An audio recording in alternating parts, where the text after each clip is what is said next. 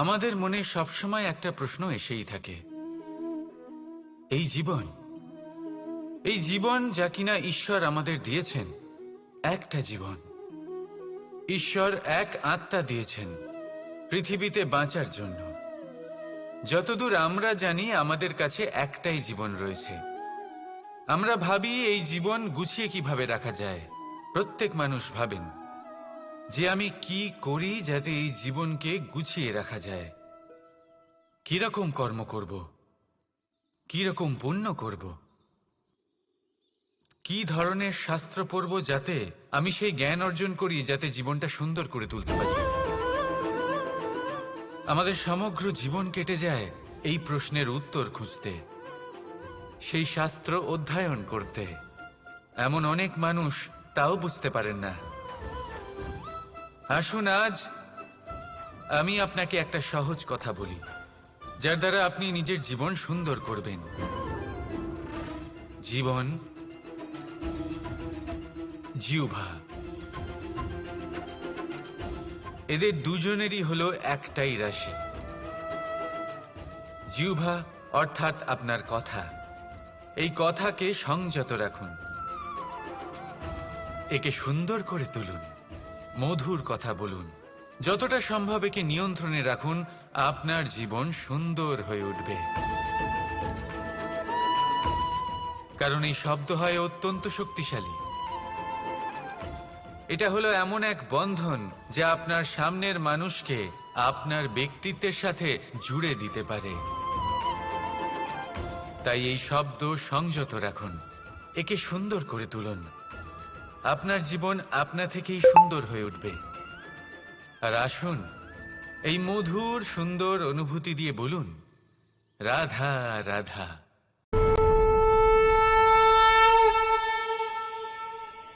যুদ্ধ, আমরা সবসময় আমাদের জীবনের প্রত্যেকটা যুদ্ধ জয় করতে চাই। এমন কোনো যুদ্ধ নেই যা আমরা হারতে চাই। কিন্তু যুদ্ধ জয় করার জন্য সবসময় আক্রমণ করা বা শত্রুর সামনে গিয়ে দাঁড়িয়ে পড়া, তা কিন্তু সঠিক পদ্ধতি নয়। আর এটা যে সবসময় জয় এনে দেবে তাও নয়। জেতেন তিনি, যিনি আগে শান্ত হয়ে শত্রুকে দেখেন, বোঝার চেষ্টা করেন, পরখ করেন, তার শক্তির সম্পর্কে অনুমান করেন, পরিকল্পনা করেন, আর তারপর বিবেক দিয়ে তার সম্মুখীন হন। কারণ শত্রু যে কেউ হতে পারে। শত্রু একজন মহাযোদ্ধা হতে পারে, আবার হতে পারে এক মহাব্যাধিও। যদি যোদ্ধা হয় তাহলে তার শক্তিকে বুঝুন, তার দুর্বলতা বুঝুন। আর যদি ব্যাধি হয় তাহলে তার ছড়ানোর কারণ বুঝুন, আর তারপর সেই কারণের উপর প্রহার করুন। রোগ মুক্ত হয়ে যাবে আর তাকে পরাস্ত করা অত্যন্ত সহজ হয়ে যাবে। মনে রাখবেন, প্রত্যেক যুদ্ধ কিন্তু সীমান্তে লড়া হয় না। কিছু যুদ্ধ এমনও হয় যাতে ঘরে বসে জয়লাভ করা সম্ভব। তাহলে আপনিও এই যুদ্ধ জিতুন আর আমার সাথে ভালোবেসে বলুন, রাধা রাধা। সাথে এমন হলো, সংসারে আমাদের জীবনে যখন কোনো সুখ বা দুঃখ আসে, তার জন্য আমরা কাউকে না কাউকে অবশ্যই দায়ী করে থাকি, তাই না? এই ব্যক্তি আমাদের সাথে এরকম কাজ করেছেন, তাই আমার সাথে এমন হলো। ওই ব্যক্তি যদি এমনটা না করতেন তাহলে আজ আমি ওই স্থানে পৌঁছতে পারতাম। সবই আপনার দৃষ্টিভঙ্গির ওপর নির্ভরশীল। আর যদি আপনার দৃষ্টিভঙ্গি এমন হয় তাহলে তা অনুচিত। সত্যি কথা বলতে এই সংসারে ভিন্ন ভিন্ন ধরনের মানুষ আছে। এটা আপনার ওপর নির্ভর করছে কিভাবে তাদের স্বাগত জানাবেন। একবার ভাবুন, আমি আমার দুটো হাত সামনে নিয়ে এলাম, দুটো মুঠো খুলে দিলাম। দুই প্রকারের মানুষ আসবেন, কিছু না কিছু দিয়ে যাবেন। এই মুঠো যদি আমি বন্ধ করে দিই তাহলে না কেউ আমাকে কিছু দিতে পারবে, না আমার কিছু যাবে আসবে। নিশ্চয়ই বুঝতে পারছেন এই দুই ধরনের ব্যক্তি কারা এবং তারা কি দিয়ে যান। আমি যদি নিজের মুঠো খুলে দিই তাহলে কিছু ভালো মানুষ আসবেন, আমাকে আনন্দ, সন্তুষ্টি, জ্ঞান প্রদান করে যাবেন, ভালো অভিজ্ঞতা দিয়ে যাবেন। কোনো খারাপ ব্যক্তি যদি আসেন তাহলে তিনিও খারাপ অভিজ্ঞতা দেবেন, যার থেকে আমি শিক্ষা লাভ করব। এই সব কিছু আমি লাভ করতে পারি। মুঠো যদি বন্ধ করে রাখি তাহলে আমি কিছুই পাবো না।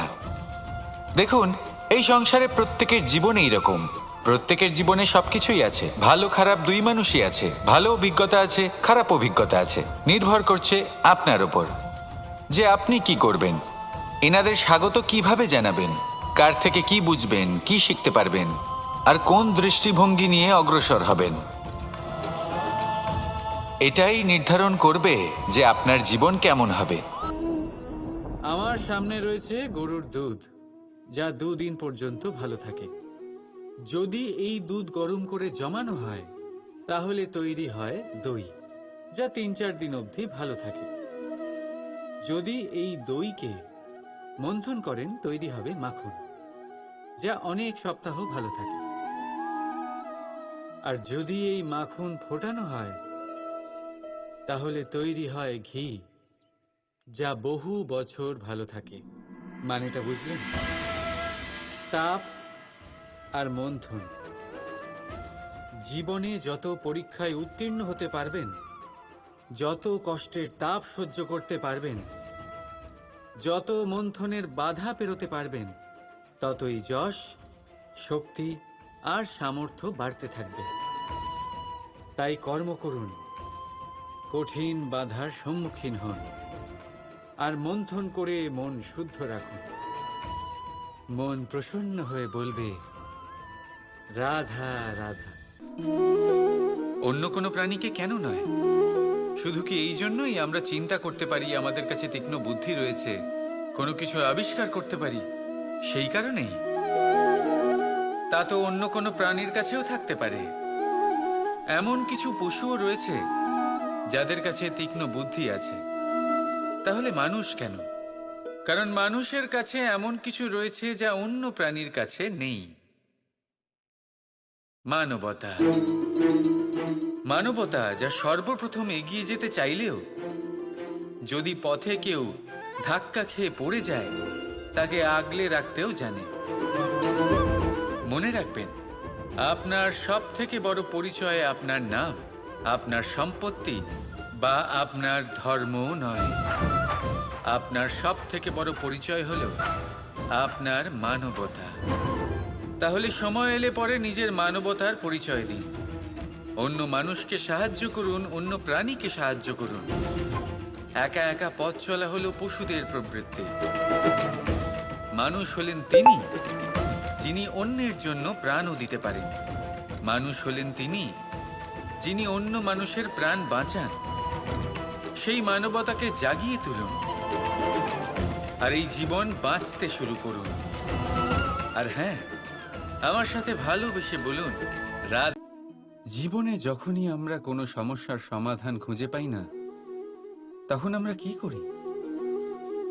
আমরা ঈশ্বরের কাছে শরণাপন্ন হই, সাহায্যের জন্য প্রার্থনা করি, পথ জানতে চাই, তাই না? কিন্তু আপনি কি কখনো ভেবে দেখেছেন একটা পাথরকেও ঈশ্বরের মূর্তি হওয়ার জন্য কতটা পরিশ্রম করতে হয়েছে? কতবার হাতুড়ির ঘা সহ্য করতে হয়েছে, ছেনির ঘা সহ্য করতে হয়েছে, তারপর আমাদের সামনে সে ভগবান রূপে আবির্ভূত হয়েছে। তাই জীবনে এত ছোট ছোট কথা ঈশ্বরের কাছে চেয়ে নিজের সময় নষ্ট করবেন না, বরং অন্তর থেকে প্রচেষ্টা করুন, সংঘর্ষ করুন, সব পাবেন। শুধুমাত্র একটা জরুরি কথা মনে রাখবেন, পরিশ্রম না করে কেউ কখনো মহান হতে পারেন না,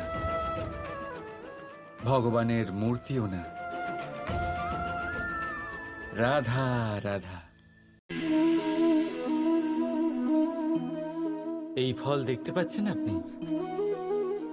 সবাই জানে এই ফলের থেকে বেরোনো বীজ একটা নতুন বৃক্ষকে জন্ম দেবে, যে নতুন বৃক্ষ আবার এমন এক ফলের জন্ম দেবে। কিন্তু আপনি কি কখনো ভেবে দেখেছেন ফল আর বীজের সম্পর্ক এতই গভীর, অথচ বৃক্ষের মূল আর বৃক্ষের শাখার মধ্যে এত দূরত্ব কেন? কারণ দূরত্ব অতি আবশ্যক। যদি আপনি কাউকে নিজের কাছে চিরকালের জন্য রাখতে চান, তখন তাদের থেকে দূরত্ব কিছু সময় দরকারি। এই দূরত্বই হলো সেই কারণ যার জন্য আপনি আপনার সঙ্গীর মাহাত্ম্য বুঝতে পারেন। এই দূরত্বের জন্যই আপনি আরো প্রেরণা পান যাতে তাদের সাথে আবার দেখা হয়। আর সেই জন্য মনে রাখবেন, দূরত্ব কখনোই খারাপ নয়। ফলের থেকে বীজের এই দূরত্বই নতুন ফল হওয়ার কারণ হয়ে দাঁড়ায়। প্রেমের আসল পরীক্ষা হয় এই দূরত্ব দিয়েই। তাই দূরত্বের সাথেও প্রেম করুন আর ভালোবেসে বলুন, রাধা রাধা।